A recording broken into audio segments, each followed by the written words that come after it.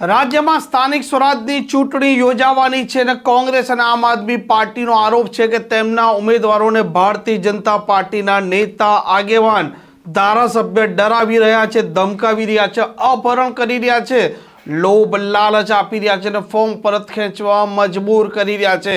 આ મામલે મંત્રીનું નિવેદન સામે આવ્યું છે, તેની વિગતવાર વાત કરવી છે। વૈષ્ણવજન તો તેને કહીએ જે પીડ પરાઈ જાનાને રે। નમસ્કાર, આપ જોઈ રહ્યા છો નવજીવન ન્યૂઝ અને હું છું આપની સાથે તોફિક ગાંચી।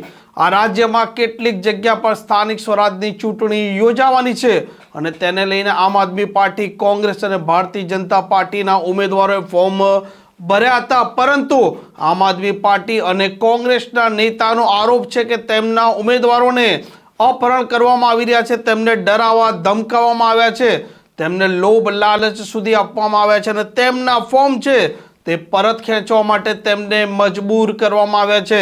તેમના આ આરોપ છે તે ખૂબ ગંભીર છે અને રાજ્યના ચૂંટણી અધિકારીને પણ તેમણે લેખિતમાં કોંગ્રેસે રજૂઆત કરી છે। આજે પહેલી વખત જે પ્રકારે ભારતીય જનતા પાર્ટી પર આરોપ લગાવવામાં આવ્યા છે તે મામલે મંત્રી રાઘવજી પટેલે નિવેદન આપ્યું છે।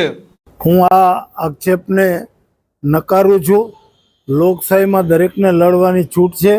પોતાના ઉમેદવારોને જો તેઓ લડાવવા માગતા હોય તો એની વ્યવસ્થા પણ એને કરવી જોઈએ અને એ લોકોના ઉમેદવારો ધરારથી એમ કે ઊભા રાખવામાં આવે છે, જે લોકોને લડવાની ઈચ્છા ન હોય પછી અને પોતે જીતી શકે એમ ન હોય તો બિનહરીફ એટલે કે ફોર્મ પાછા ખેંચી લેતા હોય છે। એમાં ભારતીય જનતા પાર્ટીની ક્યાંય ભૂમિકા નથી। એની ઈચ્છાથી ફોર્મ પાછા ખેંચતા હોય છે અને મને કહેતા આનંદ થાય છે કે આ વખતની ચૂંટણીમાં ભારતીય જનતા પાર્ટીને રેકર્ડ બ્રેક વિજય મળવાનો છે સ્થાનિક સ્વરાજ્યની આ પેટા ચૂંટણીઓમાં, અને એવું વાતાવરણ સમગ્ર ગુજરાતમાં છે। વારંવાર કોંગ્રેસ અને આમ આદમી પાર્ટી આરોપ લગાવી રહી છે કે આ રાજ્યમાં જે મહાનગરપાલિકાની વાત કરો, નગરપાલિકાની વાત કરો, પંચાયતની વાત કરો કે કેટલીક જગ્યાએ જ્યાં પેટા ચૂંટણી યોજાવાની છે તેની વાત કરો, ત્યાં ચૂંટણી પ્રક્રિયા છે તે પારદર્શક નથી થઈ રહી અને જે તે વિસ્તારમાં ભારતીય જનતા પાર્ટીના ધારાસભ્ય હોય કે નેતા હોય તે આ કોંગ્રેસ અને આમ આદમી પાર્ટીના કાર્યકર અને ઉમેદવારોને ડરાવી ધમકાવી રહ્યા છે, અપહરણ સુધી કરી રહ્યા છે, તેવા આરોપો કોંગ્રેસે લગાવ્યા છે। હવે જોઈએ આ મામલે રાજ્યના ચૂંટણી અધિકારી છે તે કેવું સંજ્ઞાન લે છે અને આ બંને પાર્ટીના જે પ્રકારના આરોપ છે તે મામલે તે તપાસ કરે છે કે નથી કરતા અને પોલીસ પણ આ મામલે ગુનો દાખલ કરે છે કે નથી કરતા। જો કે રાઘવજી પટેલ જે પોતે મંત્રી છે તેમણે આ આરોપ છે તે ફગાવ્યા છે અને તેમણે કહ્યું છે કે કોંગ્રેસને ઉમેદવારો છે તે પોતે જ ફોર્મ પરત ખેંચી રહ્યા છે।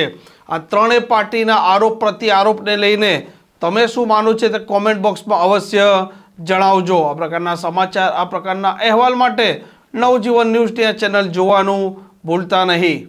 વૈષ્ણવજન તો તેને કહીએ જે પીડ પરાઈ